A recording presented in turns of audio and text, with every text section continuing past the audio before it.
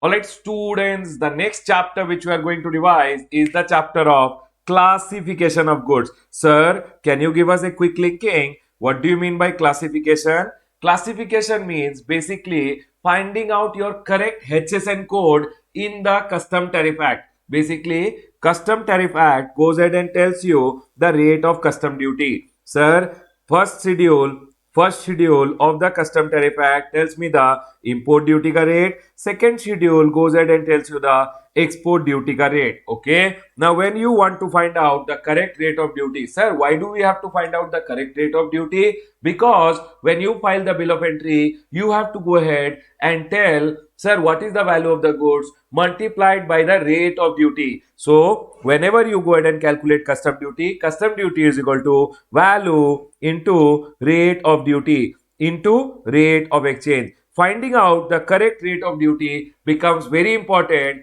because on the basis of the rate of duty, your custom duty is calculated. So what happens when you go to the Custom Tariff Act? Custom Tariff Act may we have first schedule which gives us the import duty ka rate, second schedule which gives us the export duty ka rate. Now, when you go to the first schedule, you will see first schedule of the Custom Tariff Act has HSN code. Sir, what is HSN code? Harmonized System of Nomenclature. Basically, the World Custom Organization, what they have gone ahead and done, whichever goods are being traded between country, for all those goods one code has been given and that code is known as HSN code. So you have to go ahead and find out the correct HSN code, and against the correct HSN code the correct rate of duty will be there, which will be applicable on your product. So how to go ahead and find out the correct HSN code is told in the chapter of classification of goods. Classification of goods, sir, classification means finding out the correct HSN code of the imported or exported goods in the Custom Tariff Act. Okay, sir, point is clear. Everyone over here. Custom Tariff Act में when you go ahead and find out the correct HSN code, how many digit का code it is, sir? HSN code is a 8 digit का code. It's a standardized system of names and number which is being for classifying the traded products which is being given by the World Custom Organization. Okay, sir. Always remember the World Custom Organization, what they went ahead and did, first of all, in a broader term, they classified everything into 98 chapters. Okay, sir, 98 chapters are there. 98 chapters are also classified into 21 sections. But section numbers don't come in your HSN code. HSN code mein, the first two digits are your chapter code. Sir, the second two digits are heading, the third two digits are your subheading, and the last two digits basically refer to the tariff item. Okay, sir, point is clear. So, whenever you go ahead and learn about the classification, sir, there are general rules of interpretation. So, when you are reading the Custom Tariff Act, there are some general rules of interpretation and there are some explanatory note. Sir, what do you mean by explanatory note? Everyone over here. Explanatory note, whenever you are going ahead and reading the Custom Tariff Act, you will see dash is given, dash is given. Sir, what do you mean by a dash? Before any heading, after any heading, the items which are covered in the heading are further classified in articles, and articles are denoted by a dash. So dash is the subclassification of the articles which are covered by the heading. For an example, the heading has live animals, live animals in which horses are there, sir, then cows is there, buffalo is there. So horses will be further divided by giving a dash. So dash is the subclassification of article which is covered by the heading. Now this article further division will be denoted as double dash. Double dash article is the sub-classification of the immediately preceding article with a dash. Okay, sir. What do you mean by dash or dash, sir? Sir, dash or dash is the article, is the sub-classification of the immediately preceding, if the immediately preceding article which has a dash or a double dash. Okay, sir, point is clear. Then we have explanatory note mein the second explanatory note which goes ahead and says, sir, what do you mean by percentage? So basically what happens whenever you go ahead and read this Custom Tariff Act, you have dash, you have dash, you have dash, dash dash dash. So they are going ahead and telling, sir, dash means what? Dash is the, so what do you mean by dash, everyone? Dash is nothing other than, sir, dash is nothing other than sub-classification of the article covered by the heading. So heading is this one, everyone. Heading ka one article is covered by dash, and then further sub-classification is covered by dash dash dash or dash dash dash or dash dash dash dash. Okay, sir, point is clear. Now we have percentage over here. Sir, what do you mean by percentage? Percentage means percentage of the value of the goods. So if it is written over here 30%, 30% of what? 30% of the value shall be the rate of duty. Then we have, sir, standard rate is applicable if preferential rate is unavailable. So when you are reading the custom tariff act, if, sir, preferential rate is unavailable, then Baba, standard rate shall be applicable. That is being told over here. Okay, sir. So the three explanatory notes are this. Please be careful in the exam. They can go ahead and ask you, write a short note on the explanatory note. Now we have the general rules of interpretation. How many rules do we have? We have 6 rules of interpretation. The first rule over here is rule number 1. Rule number 1 goes ahead and says, whenever you are seeing the custom tariff act ka, sir, the name of the section or the name of the chapter are just given for the ease of reference. When you want to go ahead and actually classify an item, you should go ahead and read the section ka notes or the chapter ka notes, or you should go ahead and read. So basically you should read section note, chapter note and the terms of the heading. Only then you should go ahead and classify. They are going ahead and telling rule number 1 says title of the section or chapter or subchapter are for ease of reference. They don't have any legal force. Whenever you are doing classification for legal purpose, please do the classification to be determined according to terms of the heading, subheading or chapter notes. Okay, sir. Terms of the heading you read, then section or chapter notes you read, and then do the classification. If you are unable to classify using rule number 1, then apply rule number 2 to 5. Now, in the exam, they can go ahead and ask you, write a short note on section notes and chapter notes. What is section note and chapter note? Section note and chapter notes are given at the beginning of the section. They are given at the beginning of the chapter or the section. Sir, they are a part of the law. They are a part of the Custom Tariff Act, and they have legal authority in determining the classification. When you read the section note and the chapter note and you do the classification, they are a correct classification because they are as per the law. Then we have rule number 2, which goes ahead and talks about classification of incomplete, unfinished, unassembled, disassembled goods. So, sir, if you are going ahead and classifying incomplete goods, unfinished goods, unassembled, disassembled goods, which are basically in CKD or SKD condition, complete knockdown or semi-knockdown condition, then always remember a heading includes that item incomplete, unfinished, unassembled or disassembled also. So, sir, always classify under the heading of the complete article. A heading includes an article incomplete, unfinished, unassembled or disassembled also if the incomplete, unassembled, disassembled article has the essential characteristic of the complete article. For an example, car without seat, if it is being imported, still it is car. Dismantled cycles are still cycles only. Okay, sir, and it is to be classified accordingly under car or cycle. Then,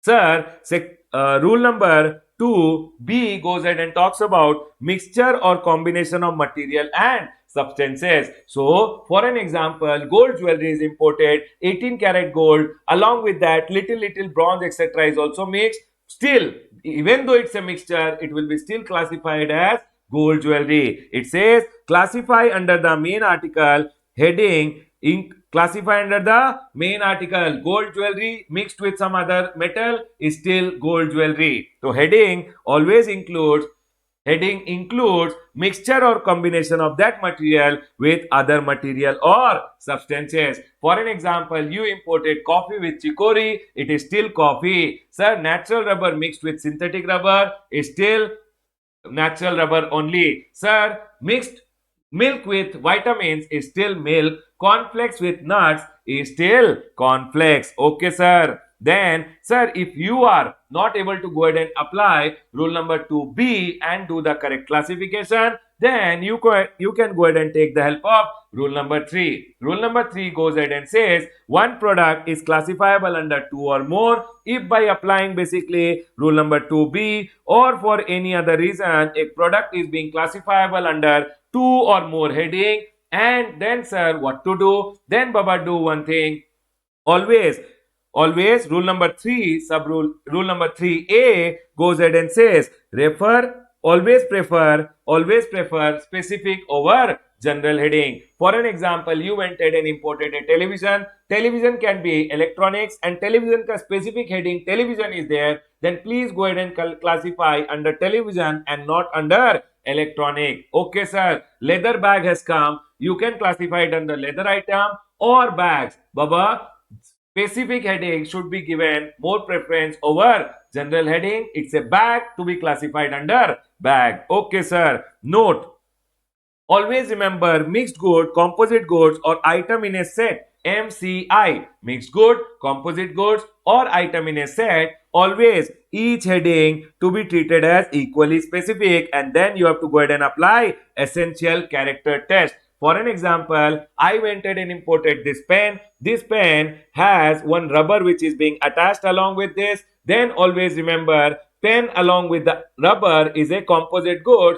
Pen is also specific and rubber is also specific, but here you have to apply the essential character test. Can you tell me what gives this article the essential character, the pen or the rubber? The pen gives the essential character and hence to be classified under pen. It says mixed good, composite goods or item in a set classify as if consisting of material or component giving the essential character. Software loaded in a laptop is a composite supply. Please go ahead and classify what gives the article an essential character. Sir, is it the laptop or the software? Laptop, and hence it is to be classified as laptop. Okay, sir, got it. Next, sir, rule number 3C goes ahead and says if by applying rule number 3A and 3B, you are not able to classify and an article is being classifiable under 2 or more heading, then always do one thing, go in the numerical order and the last heading should be selected. It says later is better rule. If A or B is not applicable, rule number 3 or rule number 3B is not applicable, then basically 2 or more headings and all are specific, sir, it is classifiable under all the heading, then go in the numerical order, classify under the last heading in the numerical order. Example, Mahindra Imperio can be classified under goods transportation also, passenger transportation also. See in the numerical heading, whichever is the last heading, please go ahead and classify under that. Okay, sir. Rule number 4 goes ahead and talks about a keen rule. A keen rule is applicable when the other rules are not applicable. A keen means whatever is the article similar to. So, if it is generally applied when heading is unavailable. So, if for an article heading is unavailable, then please go ahead and classify that article in the similar heading. So, classify under similar goods ka heading. Example, plastic films for car to be classified. So plastic films which come for car, there is no specific heading. So please go ahead and classify under similar goods ka heading. It is to be classified under builderware of plastic shutter. Rule number 5 goes ahead and talks about packing case or container or material. So if you have gone ahead and imported packing cases, packing container or material, then they are going ahead and telling if it is camera, necklace, gun or drawing instrument cases. Camera case came along with camera, necklace came along with necklace ka case, gun came along with gun ka case, drawing instruments have come along with drawing instrument ka cases. they are going ahead and telling, is it specifically shaped or fitted to contain the specific article or set of article? Is it suitable for long term use and presented with the intended article? Then please go ahead and classify with the specific article or set of article. Camera, along with the camera, if camera ka case is coming, camera case to be classified along with camera, along with necklace, necklace ka box is coming to be classified along with necklace. Okay sir, got it. Now sir, if packing material or container is coming along with the main article and it's of a kind normally used, basically mangoes came in a mango ka carton box, then baba that carton box is to be classified along with the main article which is mango. Present if packing material or container of a kind normally used, then please go and it is presented with the goods, basically it is given along with the goods, then classify it along with the goods. So if mango came and it is come in a wood box, then that wood box which is a container or a packing box to be classified along with mango. However, rule number 5 is not applicable. That means you have to go ahead and classify separately if there what you have gone ahead and imported are durable containers which are capable of repetitive use or container which gives the whole its essential characteristic. For an example, gun came along with gun ka box, then baba gun ka box is to be classified along with gun only. But sir, gun came with a golden box, then golden box is itself giving the whole case an essential character. Gun box is to be classified separately and gun is to be classified separately. Okay sir, point is clear. Rule number 6 over here goes ahead and talks about classification of subheading. So sir, when you are trying to classify the subheading, heading ke liye I went ahead and told you apply rule number 1 to rule number 5. Now, when you are trying to go ahead and do the classification of subheading, always apply the terms of the subheading, read the name, read the terms of the subheading, subheading ka notes if there are any, please read them, then apply rule number 1 to 5, rule number 1 to 5, mutatis mutandis. Okay sir, point is clear. Then we have something called a market or a trade parallels theory. Sir, what do you mean by a market or a trade parallels theory? If a product is not defined in the schedule and section and chapter notes in the custom tariff act, it should be always, if a product is not defined in the schedule and section and chapter notes in the custom tariff act, then sir, it should be always classified according to common understanding in trade by dealer or consumer. For an example, in McDonald's, soft serve is being served, soft serve which is the softy ice cream. So McDonald's went ahead and told that sir, it's a dairy product, but sir, the common understanding of soft serve is that it is ice cream, and the court went ahead and held that soft serve to be classified as ice cream and not as other dairy product, because in the common understanding of the consumer it's a ice cream. Dabur Dant Manjan Lal is a toothpaste as per the common understanding of the consumer, and it's not an Ayurvedic product, and hence the court went ahead and held Dabur Dant Manjan Lal is a toothpaste and it is not an Ayurvedic medicine. Sir, Messrs. Connaught Plaza Restaurant Private Limited, soft serve in McDonald's is an ice cream and not other dairy product. Okay sir. Then we have something called a project import. They can go ahead and tell you in the exam, write a short note on project import. Sir, what do you mean by project import? Project import, basically, if you are going ahead and importing, machineries and other equipments and apparatuses, and there are a lot of articles which are being imported together for a new project or for the expansion of a project. That is, expansion of a project means greater than equal to 25% of the existing project. Then all those articles need not be classified separately. They can be classified under one heading, which is 9801, which is applicable for project import. Sir, what are the various types of project which can be there? Project can be industrial project, irrigation project, power project, mining project, oil exploration, or notified by the central government. Sir, what are the various projects which are notified? metro rail projects are there, monorail projects, airport development projects, all these projects are being notified by the central government. Sir, what are the eligible import? I can go ahead and do under project import all machineries, instrument, apparatus and appliances, auxiliary equipment, component and raw material required for initial setup or expansion, spares, any other raw material for maintenance of the plant and project also can be imported, which is up to the 10% of the value of the goods. Okay, sir. How do I go ahead and treat project imports? Treatment of project import is all the imports which are classified under 9801, that is project import, one basic custom duty ka rate will be applicable, social welfare surcharge of 10% and IGST 18% shall be applicable.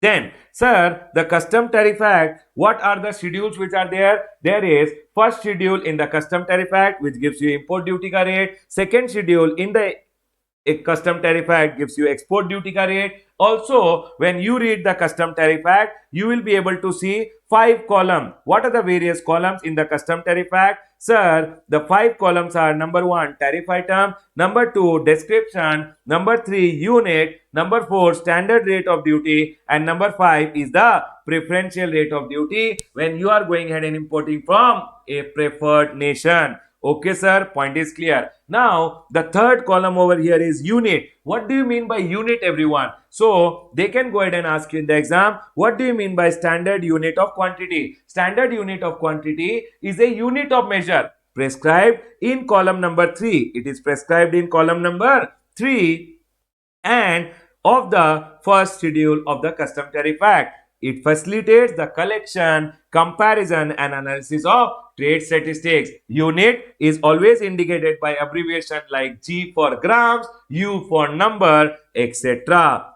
Over here, you will be able to see U. U means number. Okay, sir, we got it. Here, we are done with a short and sweet chapter of classification of goods under customs. Always remember this chapter. I believe rule number 3 is something which is very important. They can ask you a short note on project import. They can ask you a small question on market or trade parallels theory. They can also go ahead and ask you about packing material. But rules in the custom classification of goods chapter is very, very important. I'll go ahead and stop my revision on classification of goods over here, everyone.